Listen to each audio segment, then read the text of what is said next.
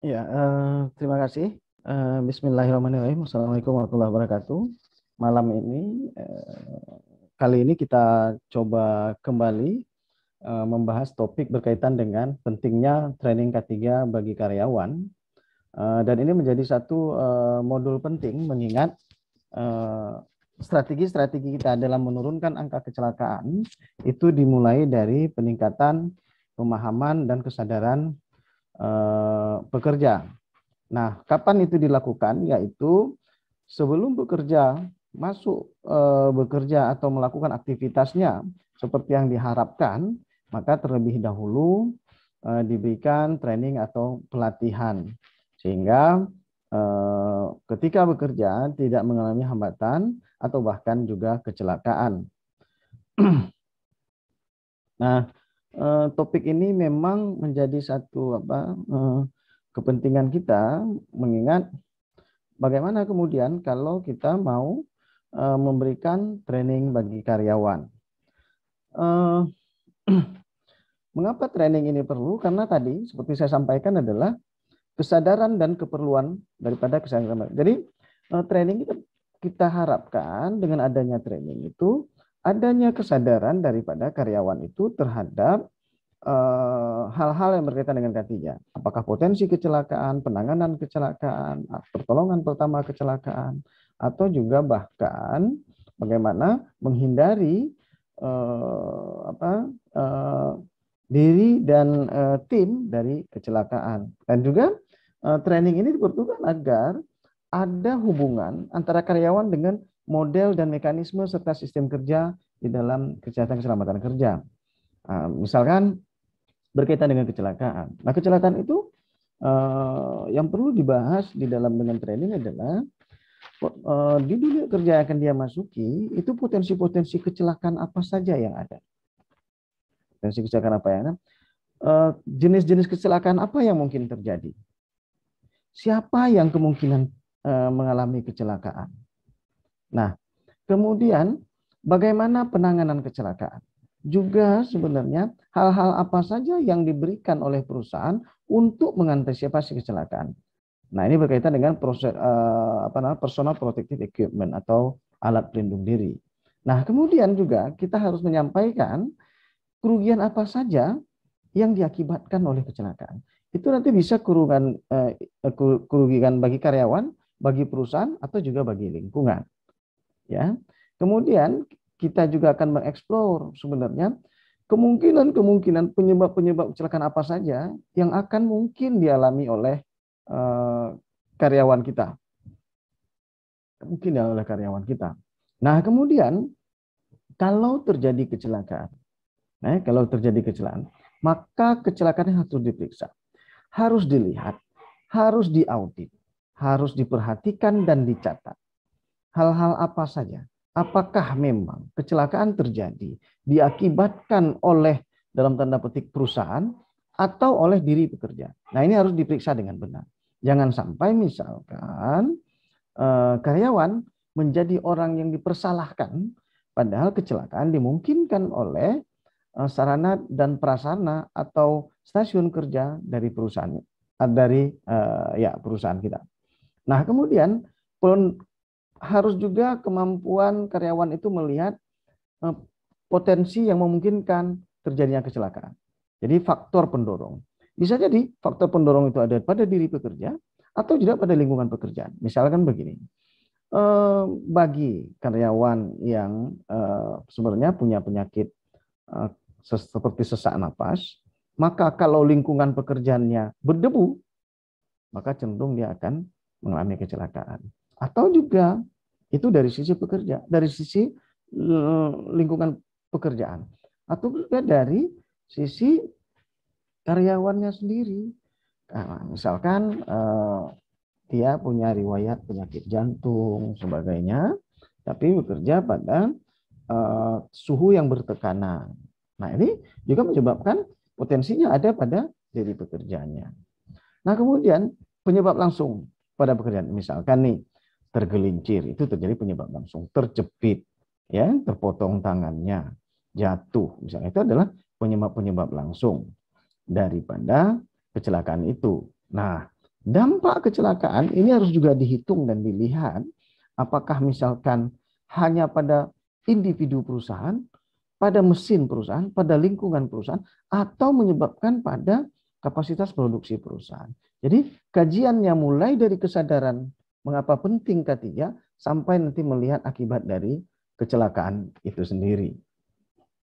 Nah, kalau kita lihat tadi, kesadaran yang pertama adalah, tadi secara umum ya, adalah melakukan pencegahan kecelakaan sehingga alat-alat produksi yang kita gunakan atau stasiun kerja yang kita gunakan atau mesin sistem yang ada itu berlangsung aman. Ya. Kemudian juga penjelasan bagi pekerja tentang pentingnya keselamatan kerja. Jadi harus jelaskan, ini penting sekali keselamatan kerja. Jadi harus awas, harus aware mereka. Kemudian ya tadi kita ulangi lagi berbagai macam kecelakaan yang mungkin terjadi di lingkungan kerja masing-masing. Jadi bisa jadi di satu divisi berbeda kemungkinan atau potensi kecelakaan pada divisi yang lain. Begitu juga selanjutnya. Misalkan potensi kecelakaan di bagian produksi, di bagian bahan baku, atau di bagian pemasaran itu pastinya berbeda-beda potensi kecelakaannya. Nah, kemudian kalau kita sudah tahu potensinya, tahu kemungkinan kecelakaannya, maka upaya-upaya apa saja yang bisa mencegah terjadi kecelakaan atau juga penanggulangan kecelakaan. Nah, ini yang kita sampaikan pada apa yang kita sebut dengan pelatihan K3 itu. Nah, kalau itu kita bicara fisik, maka ini kita bicara pada konteks misalkan penyakit akibat kerja. Nah, ini juga dibutuhkan pemahaman calon karyawan berkaitan dengan penyebab dan pencegahannya. Nah, berkaitan ini misalkan ini adalah di pabrik cat misalkan atau pabrik obat-obatan, pabrik-pabrik kimia. Nah, ini penyakit akibat kerja bisa jadi terjadi sehingga sebelum karyawan itu ditempatkan harus diperiksa dulu. Apa yang diperiksa? Misalkan darahnya, cek darahnya, kemudian kapasitas parunya, ya, keadaan jantung dan sebagainya itu diperiksa dulu. Nah, hasil pemeriksaan kita itulah kemudian yang menentukan di mana yang cocok karyawan ini ditempatkan. Jadi bukan asal oke masuk langsung tempat bagian produksi, oke masuk bagian pemasaran, bukan, tapi memang dilihat dulu kesehatannya. Ya, diperiksa dulu di mana yang tempatnya. Misalkan pada orang-orang yang kulitnya misalkan relatif untuk iritasi jika berhubungan dengan tekanan panas atau misalkan berhubungan dengan udara yang kurang. Jadi nggak boleh ditempatkan pada ruangan kerja yang begitu. Tempat administrasi yang pakai AC dan sebagainya. Nah, kalau sebelum penempatan diperiksa, maka setelah bekerja itu juga harus diperiksa. Nah, contoh misalkan bisa 6 bulanan, bisa tahunan, bisa 2 tahunan. Contoh pada orang-orang yang bekerja interaksi di bahan kimia berhubungan dengan radioaktif. Ya, termasuk oleh rumah sakit itu bagian radiologi dan sebagainya, bagian labnya. Juga diperiksa secara berkala. Apakah 6 bulanan, tahunan. Untuk dilihat seberapa jauh dampak pekerjaan terhadap kesehatan karyawan kita. Karena harus diingat, biasanya bahan-bahan kimia semuanya itu ada yang kita sebut dengan sifatnya 2, akut dan kronik. Yang kronik ini bisa 2 sampai 28 tahun baru memberikan efek. Tapi kalau akut itu bisa segera saat itu juga. Nah, kalau kita pemeriksaan berkala ini sudah. Jadi sebelum dia masuk kita periksa. Bekerja dia, kita periksa secara gradual. Kemudian kita uji spesifik. Ya, uji spesifik ini misalkan kalau kita periksa kesehatan dari tahunan, tapi bisa dalam 6 bulan sekali kita uji petik, uji petik satu-satu, misalnya di dalam bidang di laboratorium, misalnya pengolahan pengolahan bahan baku, bahan kimia, maka ada 20 orang, maka kita bisa ambil beberapa sampling untuk kita lihat. Jadi nggak mesti juga, itu bisa mengurangi mengurangi biaya untuk pemeriksaan yang rutin tadi. Nah, kalau sudah kita uji spesifik, oh ternyata aman, maka ini masuk pada tahap pemantauan. Jadi begitu dia aman, di mana batas amannya dilihat, dipantau, Jadi jangan, harus tetap mengikuti, jangan tiba-tiba sudah sulit untuk ditangani.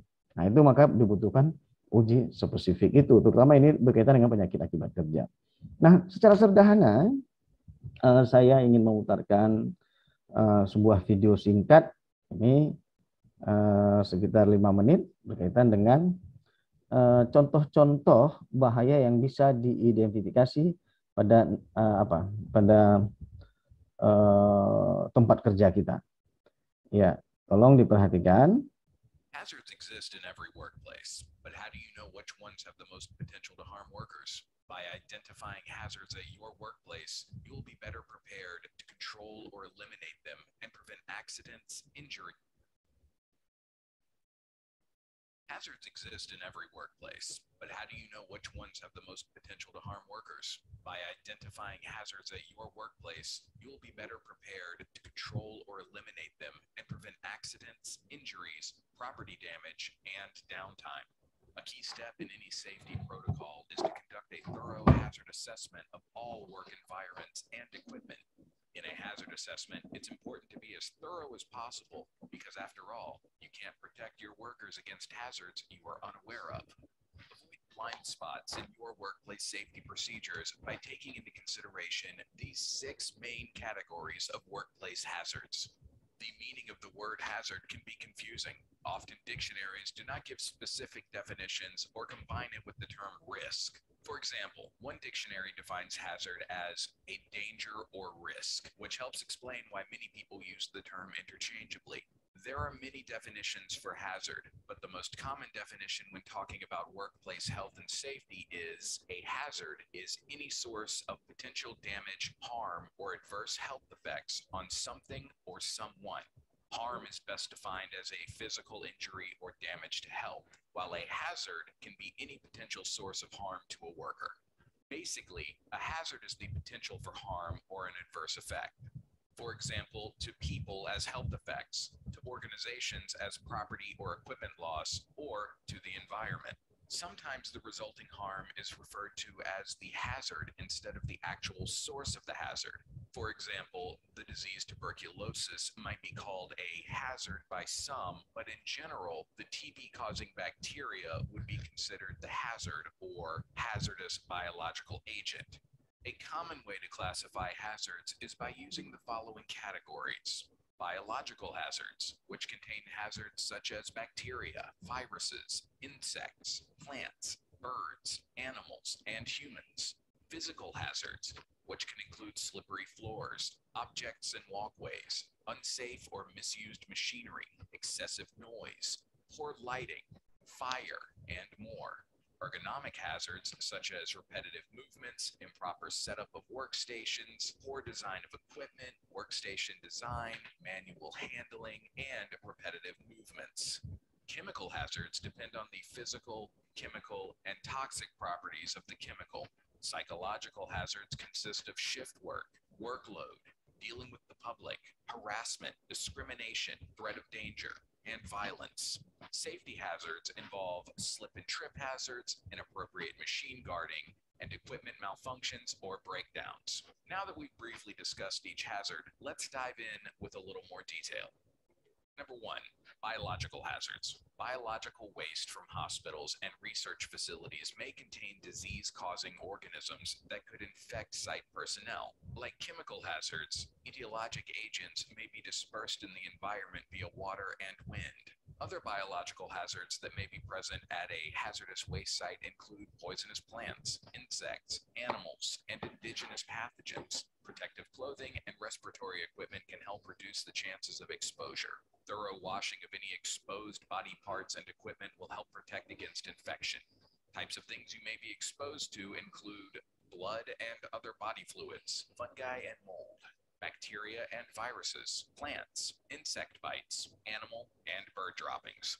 Number 2, physical hazards. Of all the hazards in your workplace, physical hazards might be the least obvious. Despite their name, physical hazards aren't always something that you can see or touch. Common physical hazards include radiation, including ionizing, EMFs, microwaves, and radio waves, high exposure to sunlight and ultraviolet rays, exposure to hot and cold temperature extremes, constant loud noises. Number 3, ergonomic hazards. Ergonomic hazards occur when the type of work, body positions, and working conditions put strain on your body. They are the hardest to spot since you don't always immediately notice the strain on your body or the harm that these hazards pose. Short-term exposure may result in sore muscles the next day or in the days following exposure, but long-term exposure can result in serious long-term illnesses. Ergonomic hazards consist of improperly adjusted workstations and chairs, frequent lifting, poor posture, awkward movements, especially if they are repetitive, repeating the same movements over and over, having to use too much force, especially if you have to do it frequently, and vibration. Number 4, chemical hazards. Chemical hazards are present when a worker is exposed to any chemical preparation in the workplace in any form, solid, liquid, or gas. Some are safer than others, but to some workers who are more sensitive to chemicals, even common solutions can cause illness, skin irritation, or breathing problems. Be sure to beware of liquids like cleaning products, paints, acids, solvents, especially if the chemicals are in an unlabeled container. Vapors and fumes that come from welding or exposure to solvents. Gases like acetylene, propane, carbon monoxide, and helium. Flammable materials like gasoline, solvents, and explosive chemicals, and pesticides.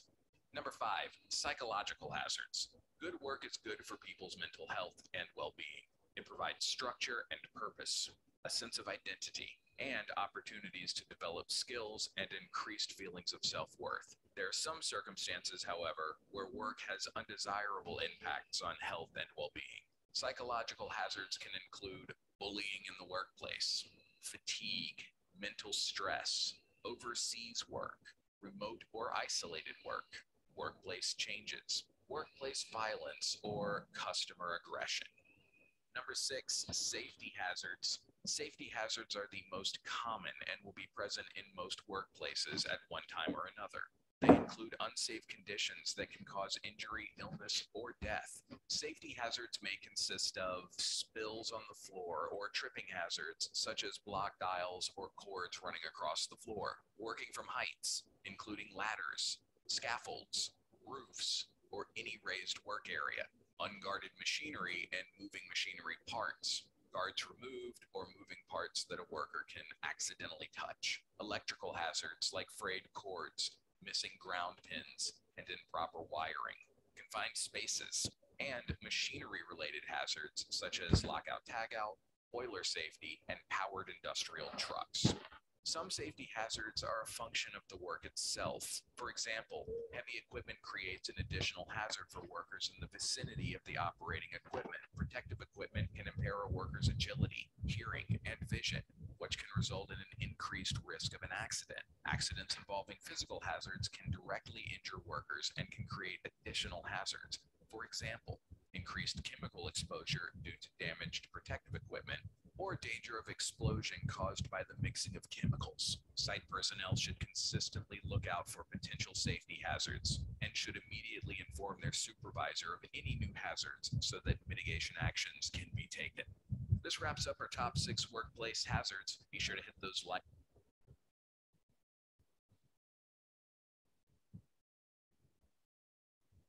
Ya, tadi itu adalah satu gambaran bekerja bahaya-bahaya yang teridentifikasi di lingkungan pekerjaan. Jadi ada beberapa teori juga. Kalau tadi misalkan disebutkan oleh video ini ada 6 bahaya: biologikal, bahaya biologi, bahaya fisik, bahaya ergonomi, bahaya kimia, psikologi, kemudian juga ada safety. Nanti pada beberapa literatur yang lain juga macam-macam, misalkan ada psikososial juga, psikososial, tapi ergonomi itu digabung pada fisika, jadi memang bahaya fisik. Beberapa nggak apa-apa, nanti mahasiswa bisa mencari literatur yang lain. Artinya ini adalah gambaran ragam cara melihat bahaya di tempat kerja. Nah, kalau tadi misalkan 6 ya di video tadi, ada biologi, fisikal, ergonomi, kimia, psikologi, kemudian safety. Maka pada literatur yang saya baca juga, misalkan yang pertama biologi, kemudian adalah bahan kimia, kemudian juga fisik atau mekanik, kemudian ada biomekanik dan sosial psikologi. Nah, persoalan-persoalan inilah yang ada di tempat kerja. Jadi di sini tidak disebutkan ergonomi. Nah, tapi ergonomi itu ada di biomekanik. Jadi bisa beragam karena kita mau dibelah lagi juga bisa, sosial psikologis juga bisa dipecah, kemudian biomekanik bisa dipecah juga. Nah, kalau biologi risiko-risikonya apa saja?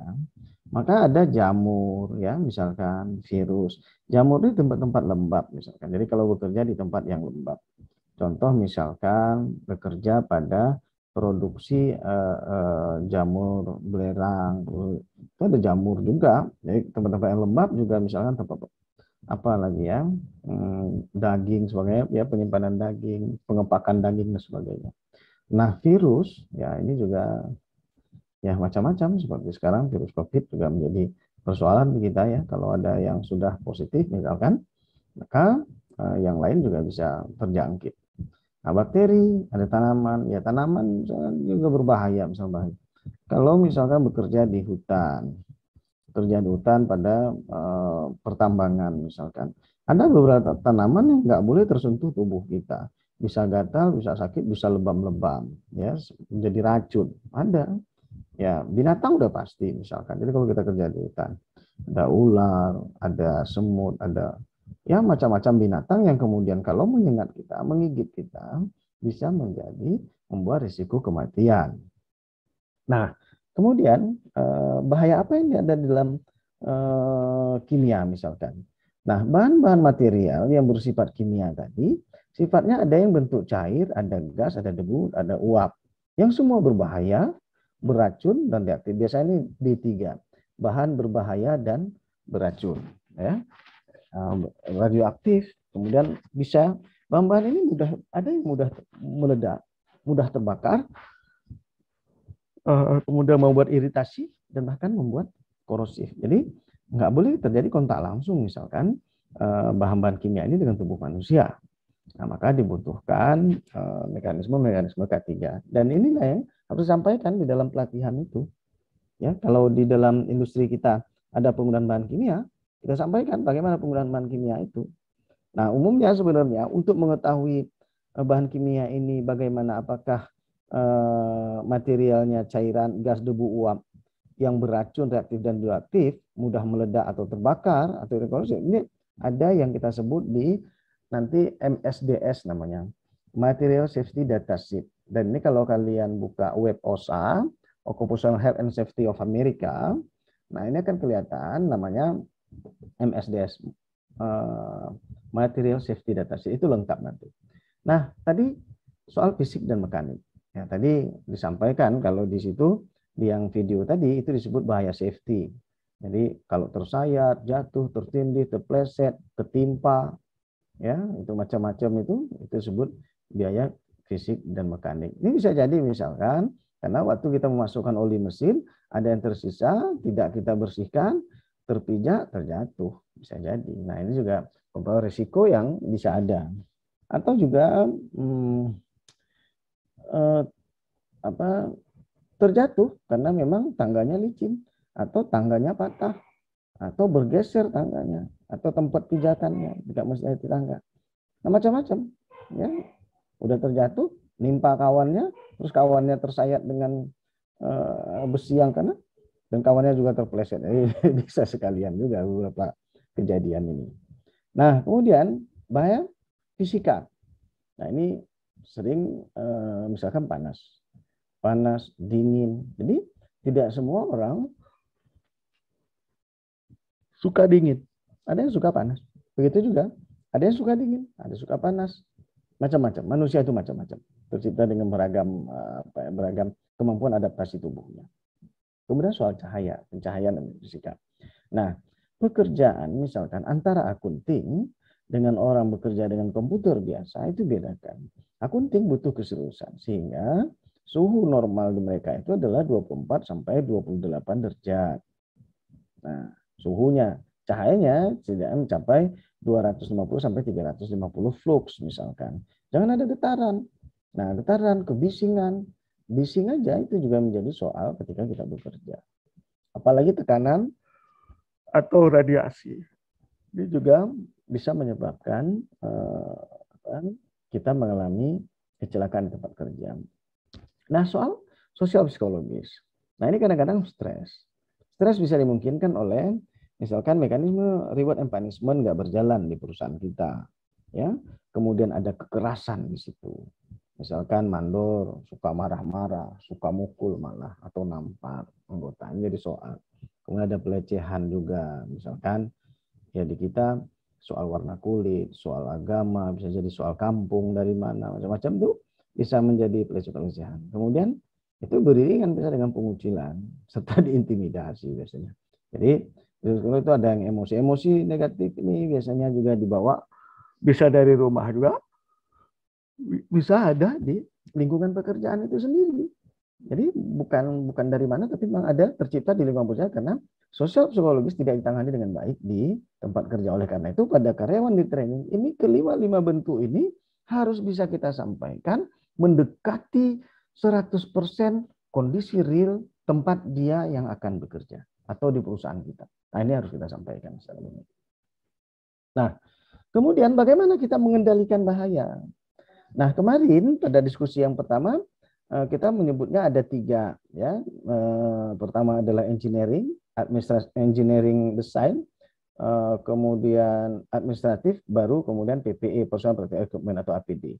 Nah, ini coba kita kembangkan pada perusahaan misalkan terjadi eliminasi. Jadi mesin saja pun sejak awal harus sudah kita pilih, misalkan mesin yang tidak kuat getarannya, tidak bising misalkan, ya, tidak memberikan tekanan yang besar. Nah, ini adalah contoh-contoh memberikan pencahayaan yang bagus. Jadi ada beberapa pilihan mesin. Kalau kita lihat misal pilih mana? Mesin Jerman, Cina, Jepang. Kita pilih mana? Nah, ini kan ragam pilihan. Jerman pasti lebih mahal, Jepang agak mahal, Cina lebih murah. Nah, kita pilih mana dari 3 ini? Mungkin ada negara-negara lain juga. Nah, itu juga kita lihat di dalam mesin mulai kita pilih. Kemudian kalau tidak ada pilihan, maka pendekatan kedua adalah reduction. Bagaimana kita mereduksi, mengurangi, misalkan getarannya, apakah kita tambah bantalan karet, atau misalkan kita tambah panas, kita tutup dengan anti panas. Jadi apa cara-cara kita mereduksinya? Nah gitu. Nah itu harus bisa kita lakukan. Kemudian engineering control. Nah kalau reduksi itu secara sederhana, misalkan bantalan pertama kita tutup, engineering itu pendekatannya lebih high class lagi. Jadi misalkan pendekatannya tadi harus didesain sedemikian rupa covernya, misalkan output keluarnya katakanlah kanal potnya atau hasil pembakarannya diarahkan kemana, baiknya ke atas, ke bawah, sebagainya. Kalau dibuat ke atas, mengurangi enggak daya yang dikeluarkan, tenaga yang dikeluarkan oleh mesin. Nah, kalau ke samping seperti apa? Nah, itu orang-orang engineer akan menghitung semuanya. Ya. Kemudian baru kita sebut dengan administrasi kontrol. Jadi, oke, getaran besar, nggak bisa dikurangi lagi. Mesin nggak ada lain selain itu. Nggak bisa kita kurangi. Kemudian engineering juga bekerja tapi tidak begitu signifikan hasilnya, maka administratif kontrol yang berwenang. Artinya, oke, cuman berarti si pekerja cuman ada 3 jam dalam sehari di situ. Atau oke, pekerjanya 6 jam, 8 jam, tapi kerjanya 2 minggu. 2 minggu lagi libur, sehingga ada proses proses perbaikan, ya, perbaikan metabolisme tubuh. Kalau itu berkaitan dengan tubuh kita. Atau kita kecapean kerja keras, maka ada masa istirahat, masa kemudian pemulihan. Nah, itu adalah pendekatan administratif. Kalaupun itu sudah dilakukan tapi masih risiko tinggi, barulah kita berikan personal protective equipment atau alat pelindung diri. Jadi jangan nanti sampai misalkan kalian membalik, oh ini ada risiko, kasih APD. Oh nggak boleh. Jadi Tahapan ini lakukan dulu, baru terakhir baru alat pelindung diri. Ya, jangan sampai kebalik, prosesnya. Ya, menurut ada risiko apa? Risiko virus. Ya udah dikasih langsung APD-nya. Enggak. Dari mana virusnya? Mesinnya ganti dulu. Atau perlu engineering nggak? Engineering kontrol. Oh bisa. Dengan ada sedotan vakum, kemudian dibuang keluar, virusnya nggak nyebar. Nah itu udah kayak engineering. Administratifnya, oh ada, walaupun sudah di engineering, sudah disedot, dibuang keluar pakai vakum, tapi manusia yang tertinggal. Jadi kemungkinan ada dalam tubuh, tapi biasanya dalam tubuh akan mudah terekspresikan, butuh waktu seminggu atau 2 minggu. Nah berarti kontrol administratifnya yang bekerja. Ya, jangan sampai personal protective equipment itu ada di awal, tapi adalah dia di akhir. Ketika semua perlakuan sudah kita berikan, tapi masih juga ada potensi risiko, baru kita kasih alat pelindung diri. Alat pelindung diri ini hanya tambahan untuk supaya kita tetap bisa melakukan pekerjaan dengan alat-alat yang sudah ada tersebut.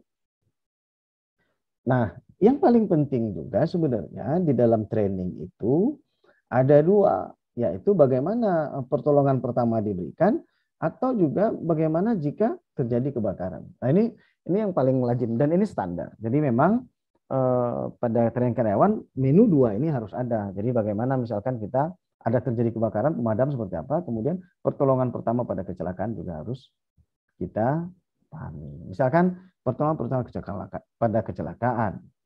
Nah, kita harus tadi mengenai dari segi insiden darurat. Kemungkinan misalkan dia terjatuh. Nah, kalau terjatuh itu kalau kepalanya terangkat, apa yang harus dilakukan? Bagaimana pertolongan awal? Kalau napasnya misalkan nggak ada. Nah, bagaimana kita memberi napas buatan? Nah, ini harus jelas. Jadi memang nanti dalam training itu kita tuliskan. Kalau bisa harus dihafal oleh para pekerja.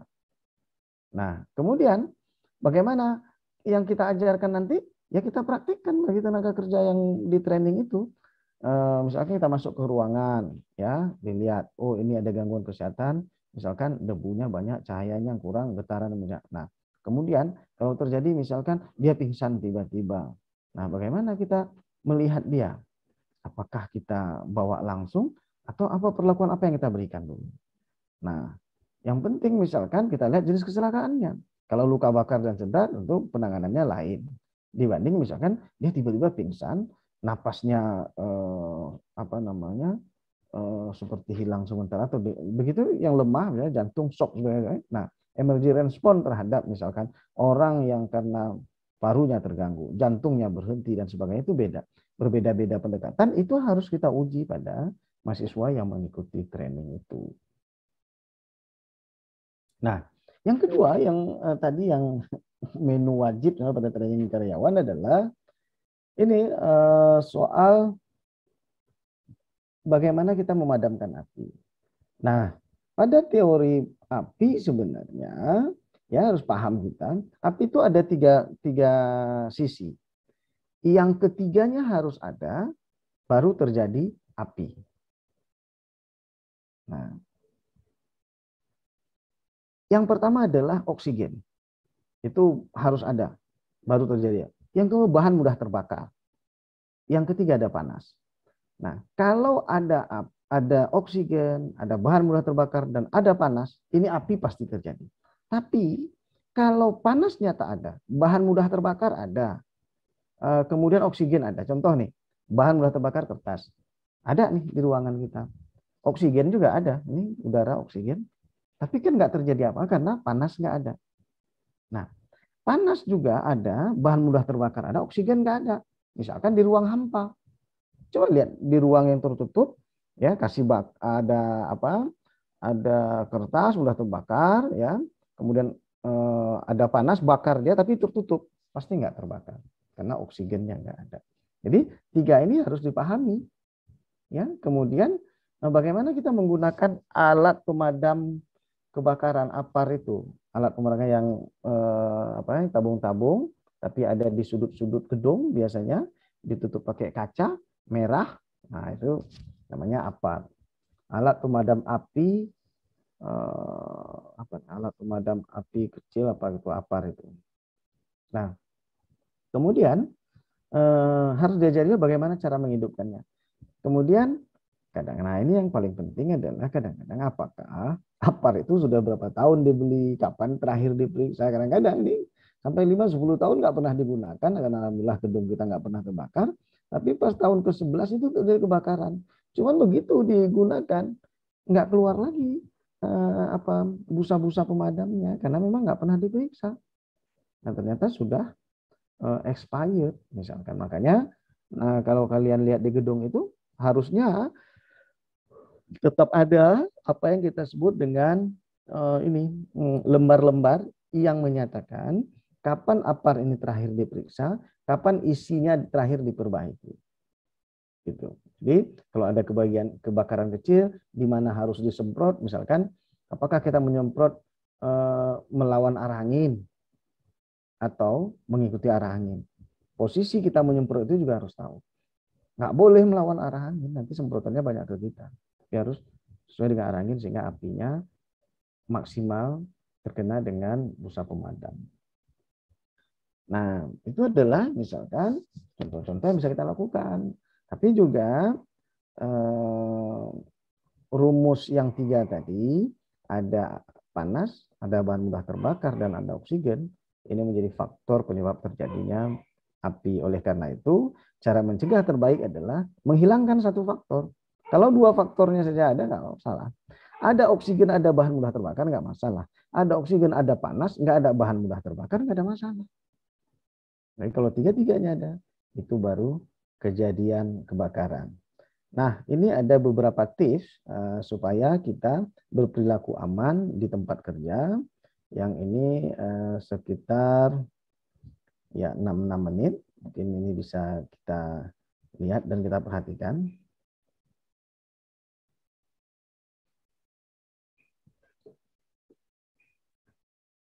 Safety. Why? How often do workplace accidents occur? How often do accidents occur? A lot more often than people think. Every year, over 3 million workers are injured. And there are about 5,000 deaths each year in the workplace. It's injured most often at work. It is younger workers, workers who are 15. These workers are twice as likely to be injured. 1 million end up in the emergency center each year, an average of 649. Why are younger workers injured at work more often than older workers? Well, many younger workers lack experience or proper training. Some may be less likely to speak up and ask questions. Younger people tend to take more risk and tend to do jobs that are more dangerous. When it comes to accidents in the workplace, which ones are most common? Slips, trips, and falls. These are the most common types of workplace accidents. It is estimated that there are 25,000 slip, trips, and falls each day at work. They account for 25% of all workplace injuries and 15% of fatalities. Be careful not to underestimate the seriousness of slip, trips, and falls. For instance, if a person falls on their head from only 3 feet high, it will cause injuries similar to running as fast as you can into a brick wall. Analyzing the causes of workplace accidents, what are the most common? There are 5. Laziness, being distracted or tired, alcohol and drug use, overconfidence, and ignoring safety procedures and rules. Laziness, this is when a worker tries to take a shortcut to do a certain task. When working with dangerous tools or machines, taking a shortcut exposes a person to unnecessary risk and potential danger. Being distracted or tired is another very common cause of accidents in the workplace. You need to be be 100% focused on your task and your surroundings. Not paying attention for a fraction of a second can lead to a serious accident. Another common cause of accidents, alcohol and drug use. To be safe at work, you need 100% of your capabilities. Drugs or alcohol will slow a worker's reaction time, make him or her more careless or clumsy.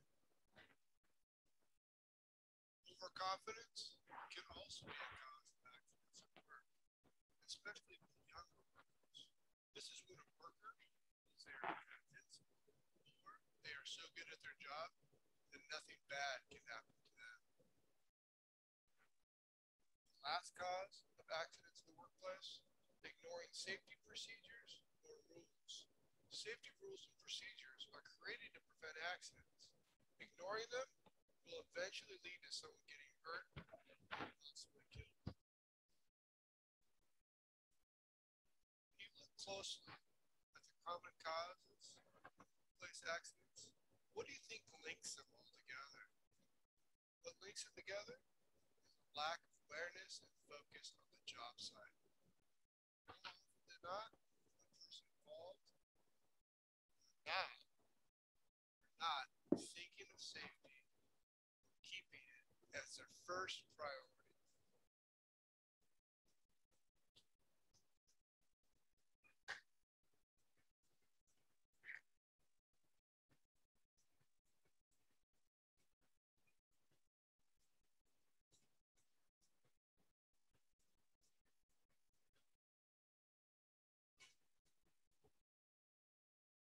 Ya, begitu tadi video singkat tadi menarik.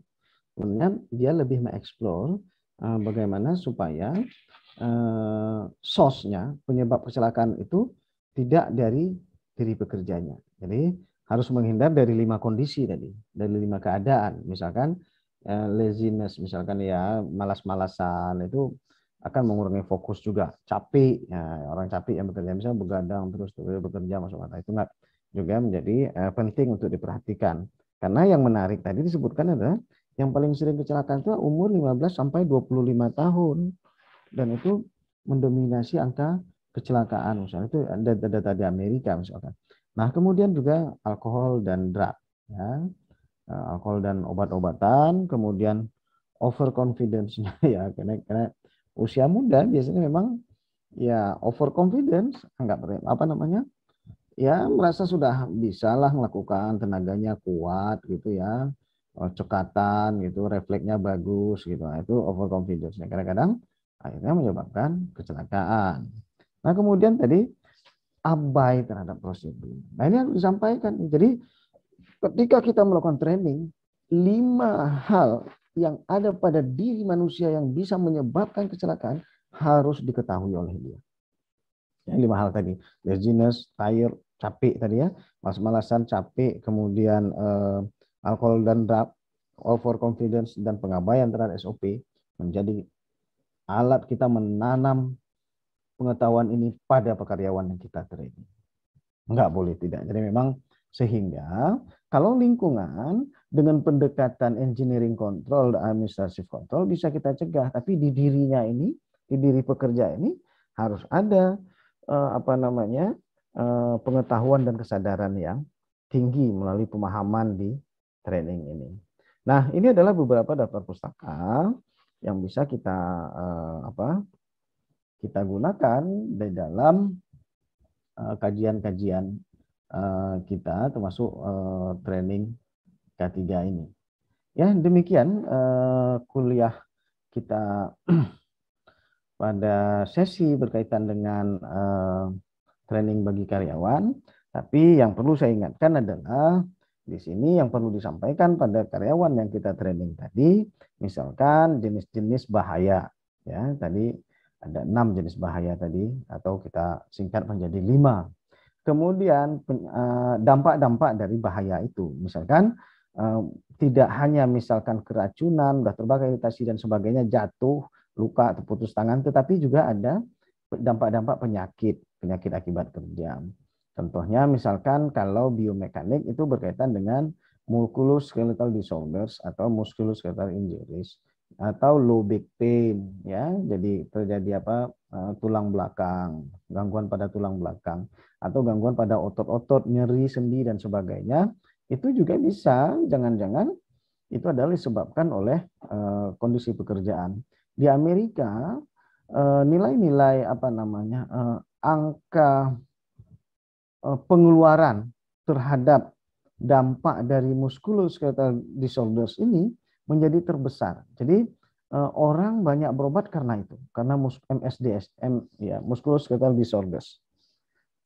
Musculoskeletal disorders. Jadi atau MSIS, musculoskeletal injuries ini. Jadi dampak-dampak nyeri-nyeri otot ternyata itu menyebabkan besar sekali pengeluaran masyarakat Amerika terhadap penyakit-penyakit yang begini, ya, low back pain, nyeri dan sebagainya. Nah, itu juga tadi bahwasanya kalau yang ada 5 soal lingkungan, tapi yang dari dalam diri tadi 5 tadi, saya ulangi lagi, ada tadi malas-malasan, capek ya, karena begadang, alkohol dan minuman keras dan obat-obatan, kemudian juga overconfident, terlalu menggebu-gebu semangat gitu, anggap remeh, apalagi sampai yang kelima tidak mengikuti SOP. Salah satu SOP misalkan adalah wajib memakai alat pelindung diri ketika bekerja, tapi dia nggak pakai misalkan. Harus pakai sepatu, dia nggak pakai sepatu. Pakai sarung tangan nggak pakai. Pakai helm dia nggak pakai. Pakai baju kerja dia nggak pakai. Nah, ini adalah contoh-contoh pengabaian sehingga potensi kecelakaan menjadi besar sekali pada mereka. Nah, yang menarik tadi misalkan di terakhir adalah soal yang usia muda 15 sampai 25 tahun itu ternyata hampir 15% mereka yang meninggal karena gangguan pekerjaan, karena kecelakaan di pekerjaan. Ya, demikian kuliah singkat ini. Semoga bermanfaat bagi kita semua. Kalau ada hal misalkan yang ingin ditanyakan atau diklarifikasi, boleh mengkontak saya melalui perwakilan komisaris tingkatnya. Billahi taufik wal hidayah. Assalamualaikum warahmatullahi wabarakatuh.